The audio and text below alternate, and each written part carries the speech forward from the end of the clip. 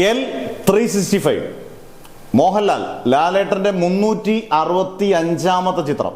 അത് തന്നെ പറയുമ്പോൾ തന്നെ ആലോചിക്കുക, ഇനിയൊരു ജന്മത്തിൽ മമ്മൂട്ടി മോഹൻലാലിന്റെ അത്രയും ചിത്രങ്ങൾ ചെയ്യാൻ ഇനിയും വളരെ ബുദ്ധിമുട്ടായിരിക്കും ഇക്കാലത്തെ എല്ലാ നടന്മാർക്കും. എന്തായാലും L365 ഒരുപാട് പ്രത്യേകതയുണ്ട്.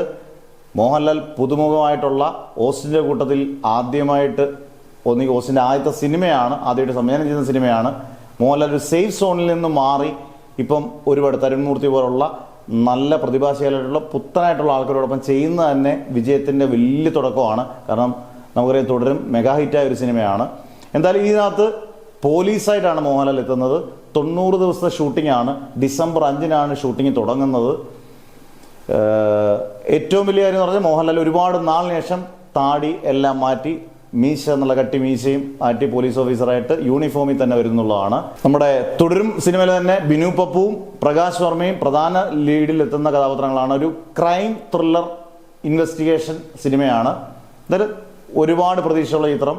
അടുത്ത വർഷം എന്തായാലും റിലീസ് ചെയ്യുന്ന മോഹൻലാലിന്റെ പ്രധാനപ്പെട്ട ചിത്രങ്ങളൊന്നായിരിക്കും ഇത്.